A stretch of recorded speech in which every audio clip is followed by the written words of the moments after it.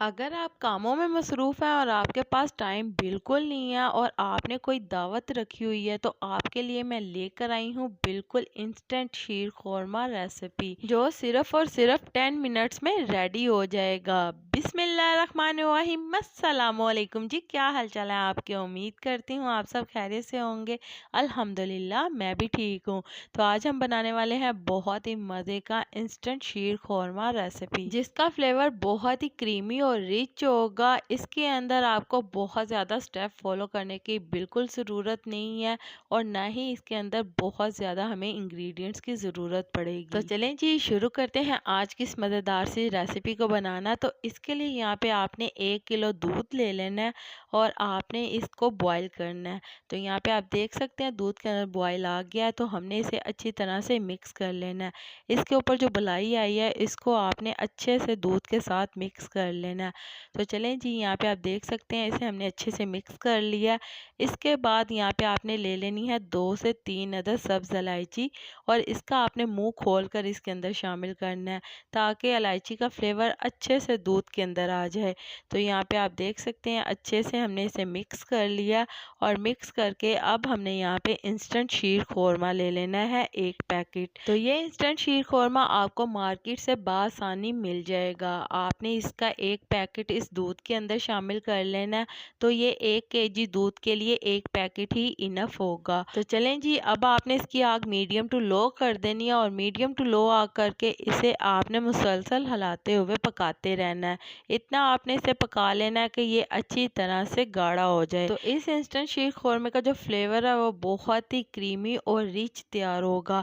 आप देख सकते हैं इसे मुसलसल हिलाते हुए हम पका रहे हैं। तो कुछ टिप्स को अगर आप फॉलो करेंगे तो आपका शीर खोरमा बहुत ही परफेक्ट तैयार होगा। नंबर 1 ये कि आपने जब भी शीर खोरमे को पकाना है तो आपने चम्मच को मुसलसल हिलाते रहना है, ताकि हमारा जो शीर खोरमा है वो नीचे ना लगे। और जो एकदम से अगर आप इसकी आग तेज़ कर इसे पकाएंगे तो ये शीर खोरमा बाहर निकल कर आ जाएगा, आपका शीर खोरमा ज़ाया हो जाएगा, क्योंकि दूध के अंदर बॉयल बहुत ही ज़्यादा जल्दी आता है। तो इसलिए आपने चम्मच को मुसलसल हिलाते हुए पकाना है, ताकि हमारा शीर खोरमा बहुत ही मज़े का तैयार हो। तो चलें जी, यहाँ पे आप देख सकते हैं हमारा बहुत ही मज़े का क्रीमी टेक्सचर का शीर खोरमा तैयार हो चुका है। और अब आपने फ्लेम को बंद कर देना और इसे ठंडा करने के बाद आपने सर्व कर लेना है। और यहाँ पे आप देख सकते हैं कि हमने बादाम और किशमिश के साथ और साथ में पिस्ते के साथ इसकी गार्निशिंग की है। बहुत ही मज़े का हमारा इंस्टेंट शीर खोरमा रेसिपी तैयार हो चुकी है। और अब जो लोग कामों में बिजी हैं और उनके पास टाइम बिल्कुल नहीं है, तो वो ये इंस्टेंट शीर खोरमा रेसिपी फ़ौरन तैयार कर सकते हैं। तो चलें जी, इसी के साथ मुझे लाजमी बताइएगा कि मेरे प्यारे प्यारे व्यूवर्स मुझे किस मुल्क और किस शहर से देख रहे हैं, ताकि मैं आपका शुक्रिया अदा कर सकूं। और कमेंट बॉक्स में भी लाजमी बताइएगा कि आपको मेरी आज की मज़ेदार सी इंस्टेंट शीर खोरमा रेसिपी कैसी लगी। और आप सबका मेरी वीडियो को देखने का और पसंद करने का बहुत बहुत शुक्रिया। तो आप इसे ईद पर या फिर आप इसे किसी भी दावत में बनाकर इंजॉय कर सकते हैं। बच्चे बड़े सभी इसे बहुत ही शौक से खाएंगे।